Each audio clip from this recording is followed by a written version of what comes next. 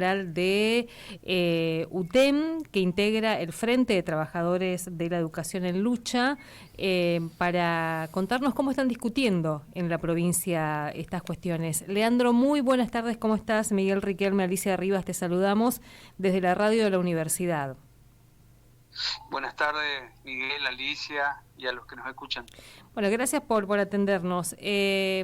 Decía, ya hay un paro convocado por la CETERA para el lunes 2 de marzo. ¿Qué están discutiendo desde el FETEL para justamente este inicio del ciclo lectivo? Bueno, en realidad el paro nacional es de todos los sectores, ¿no? Porque la CETERA es el más visible, digamos, pero nosotros que estamos en la Federación Nacional Docente, en una coordinación nacional con sindicatos de todo el país, sindicatos y agrupaciones docentes de todo el país, también convocamos al paro, y también lo hacen otros que antes no lo hacían, ¿viste? Ahora también están los gremios de la CGT, también están convocando al paro. Y bueno, acá vamos a adherir todos los sindicatos que estamos en lucha, los que participan del FETEL y otros, ¿no? Está el MPL, está ATE, que van a participar de ese paro nacional. Nosotros estamos pensando que tiene que ser de 48 horas ese paro, 24 no solamente la CETERA, pero nosotros queremos llamar a 48 horas de paro, porque es muy compleja la situación.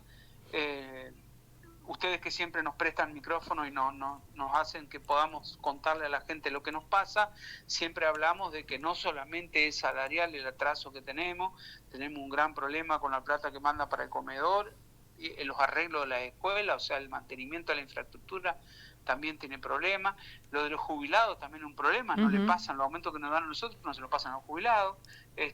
Entonces, pero bueno, eso implica el presupuesto. Pero la verdad que con el proyecto de Educación para la Libertad en ciernes también, ya con una modificación que pareciera que de la ley de trabajo pareciera que se aprueba, la verdad que vemos una escuela pública en agonía, y no nos podemos quedar con un paro de 24 horas y dejarlo así nomás. Así que estamos instando a esa discusión.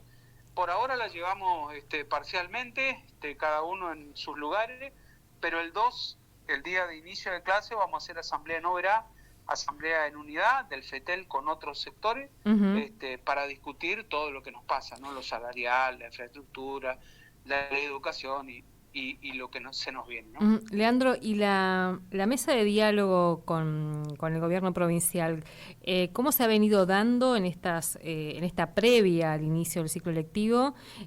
Porque en el medio también hubo un anuncio, un incremento salarial casi unilateral de parte del gobierno, ¿no? Por lo menos acordado con algunos gremios nada más.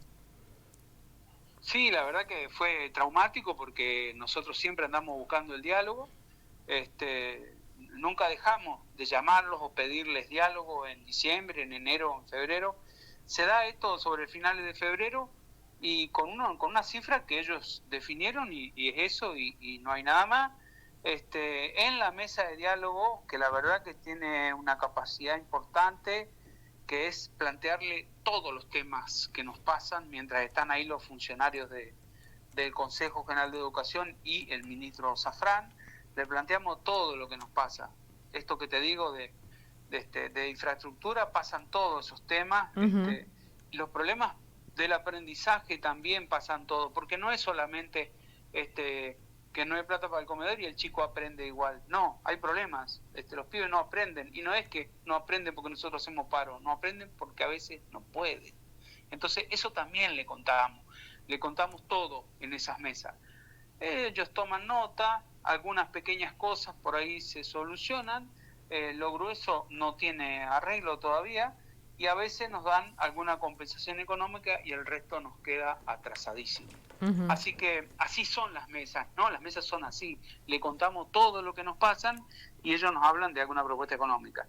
Pero bueno, a veces logramos hacer avanzar algunos temas y otros quedan, ¿no? Por ejemplo, de algunos arreglos de escuelas que están muy difíciles, bueno, ellos toman notas, si es muy grave, toman nota, aparecen y lo arreglan, ¿no? Pero no deberíamos llegar hasta ahí.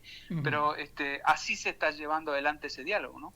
Leandro, como gremio o como frente, en el caso de FETEL, ¿ustedes han hecho algún tipo de relevamiento como para ver cuál es el atraso salarial docente hoy, tomando nota de que los aumentos siempre suelen quedar por debajo de la inflación? Mire, en el 23 fue nuestro año fatídico, digamos, y empezó a caer, se empezó a separar la línea de lo que cobramos con la línea de la inflación. Después de la Uruguay y el acuerdo que hicimos ahí nos acercamos bastante y ahora estamos casi en la misma situación que antes de llegar a ocupar la Avenida Uruguay. En esos atrasos que se producen, digo atrasos, nos pagan todos los meses, pero el salario va perdiendo valor con respecto a la inflación. Entonces, para recuperar ese valor adquisitivo, nosotros tendríamos que cobrar entre 7 y 8 salarios. Para recuperar, el aumento debería ser entre 7 y 8 veces lo que cobramos hoy, para poder recuperar eso. El gobierno nos dice que eso es imposible, que nos olvidemos, pero nos ofrece una cifra que es mucho menor, que no recupera, que mantiene la línea de separación entre el valor de lo que cobramos y el valor de la inflación. Uh-huh. Entonces, la verdad que estamos muy atrasados.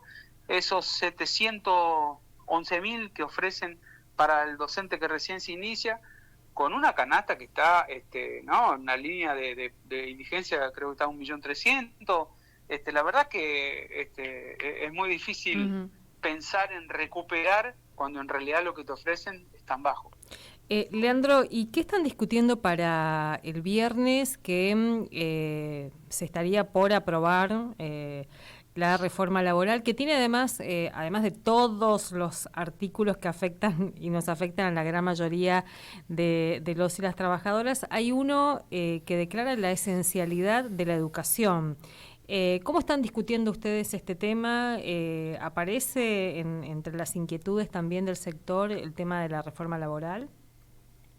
Sí, nosotros rechazamos siempre esta cuestión de la esencialidad que ya viene repitiéndose varias veces. Varias veces intentaron con esto de la esencialidad, ahora parece que la van a aprobar. En nuestras reuniones, una parte de nuestra reunión se lleva el análisis del proyecto de ley de modernización, que es paradójico, ¿no? Porque dice modernización, pero nos lleva 120 años atrás de las conquistas laborales, ¿no? Nos atrasa 120 años. Llevan un tiempo cada reunión explicar los efectos de la modernización laboral y de la ley de libertad educativa, ¿no? Uh-huh. Pero como en todos los sectores de trabajo, no la tenemos fácil. No es que logramos la adhesión de todos los compañeros cuando hablamos del frente o de la mesa unidad, porque como en todos los sectores sociales hay gente que optó por este proyecto, que es contradictorio porque atenta contra nuestros intereses como clase trabajadora, pero bueno, ese número de gente, bueno, por ahí nos acuerda con algunas medidas, así que es parcial. Nosotros vamos a llamar a paro el viernes, uh-huh. La CTA, UTEM, y estamos conversando. Anoche hablaba con Rubén Ortiz, MPL, va a haber más de un sector que va a llamar a paro el viernes también, ATE también, así uh-huh. que el viernes seguramente nos estamos movilizando también en contra de este proyecto que la verdad que atrasa 120 años y va configurando un país para pocos, uh-huh. un país que no es para todos y que principalmente no es para la clase trabajadora, es el país de la clase dominante. Bueno, lo dice Milei, ¿no? Es el país uh-huh. del 1800, la reforma educativa es pre-Sarmiento, así que es un país que en realidad no existe, nos quieren llevar a otro país y donde no estamos contemplados todas las clases de trabajadoras, ¿no? Leandro, y ese sector de la docencia que por ahí no adhiere al rechazo de la reforma laboral, ¿qué pasa ahí? ¿Falta información? ¿Cuál es la discusión que se da y cómo explican que tengan dudas en relación a rechazar la reforma laboral? Bueno, ahí la caracterización es compleja porque hay varias motivaciones. En un primer momento lo que uno puede detectar es que hay esperanza en un casi un realismo más, que va a pasar algo que no va a pasar y que ya lo intentaron antes. Es lo mismo que nos dijo el proceso de reorganización nacional, es lo mismo que prometió Menem, es lo mismo que dijo la Rúa, Macri, y que no pasó, digamos, que con una ley que te lleva a ser esclavo, el país va a salir para adelante. No pasó, no va a volver a pasar, pero la gente se queda como que escuchando y te pregunta, pero ¿y dónde está eso? ¿De dónde lo sacaste? No, hay esperanza en algunos sectores sociales, hay esperanza. También hay mucho antiperonismo, no quieren volver a otra cosa, entonces prefieren sostener este sueño como que para que no vuelva. Y hay una creencia y falta información, por supuesto, falta información, porque también hay una característica de esta época, ¿no? Es difícil encontrarse con la gente. O la virtualidad parece que nos ha ganado algunas cosas, y vos le pasás materiales, pero no estás seguro que los ven, y tampoco hay posibilidad de discutir, ¿no? Uh-huh. Por lo virtual. Y encontrarse no la estamos teniendo fácil, lo estamos haciendo. Estamos encontrándonos con grupos de jubilados, los grupos que salen a la calle los miércoles aquí en Oberá. Estamos hablando con ellos, le pasamos la información, hacemos como una clase, hablamos con otros sectores, con sectores de trabajadores, nos juntamos con la multisectorial de Oberá, uh-huh. También ahí le contamos, le mostramos cartelitos como una clase, qué nos va a traer esas modificaciones. Hablamos con los docentes, pero no alcanza, nos falta una galaxia de gente a la que le deberíamos llegar y no estamos pudiendo, está muy difícil encontrarse uh-huh. con eso. Están los compañeros en el hospital tratando de hacer eso también, pero también son grupos pequeños. Entonces, del otro lado tenemos una infinidad de medios que muestran de todas las formas posibles lo bueno que va a ser el país cuando se aprueben estos proyectos esclavistas, ¿no? Leandro, muchas gracias por este tiempo. No, gracias a ustedes que nos permiten contar lo que nos pasa. Gracias. Muchas gracias, hasta luego. Leandro Sánchez, secretario general de UTEM, también secretario adjunto de la CTA Autónoma, y esta situación que es bastante compleja también, ¿no? Hacia el interior de... podríamos decir el colectivo docente uh-huh. o de trabajadores de la educación, porque lo salarial claramente los nuclea. Ahí es como que no hay muchas dudas a la hora de plantear. Pero con el tema de la reforma laboral ya llamaba la atención la semana pasada, y esta también, que la semana pasada cuando se convocó a una movilización o una concentración, el mismo día que diputados estaba tratando el proyecto y que se había convocado a un paro. No hubo movilización docente porque hubo tormenta acá, sí. Después, el paro, qué sé yo. Pero también estaba discutiéndose qué va a pasar este viernes, porque el FETEL está en un proceso de discusión, un proceso asambleario, y algunos proponían, vayamos a la asamblea que coincida la convocatoria con la convocatoria en contra de la reforma laboral. Bueno, ahí, por lo que un poco también lo termina de confirmar Leandro, no es tan fácil el consenso. No es un dato menor, porque acá no es simplemente decir es un problema nacional, o es un problema provincial, no es un problema nacional. Lo que se está discutiendo es una reforma claramente regresiva, y que uno tenía como la esperanza. Vos decías, hay que hacer de maestra ciruela. Las maestras ciruelas, ¿qué van a explicar en las escuelas?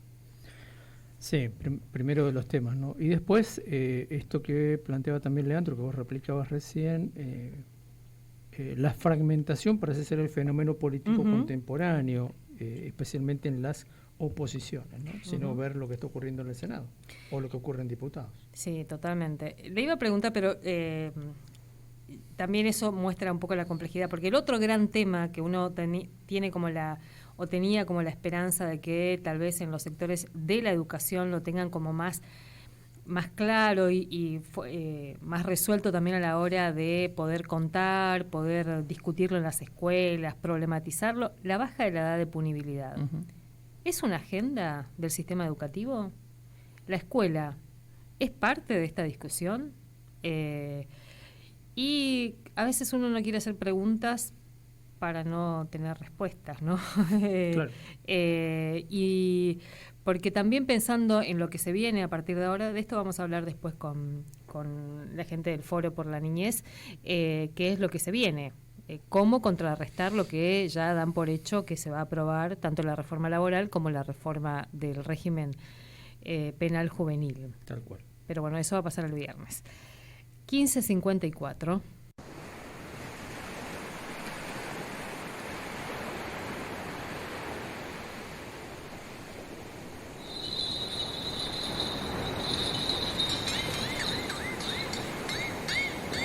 En la tormenta de estas aguas, las palabras no dicen del todo lo que saben, y lo visto se ha escurrido con el viento.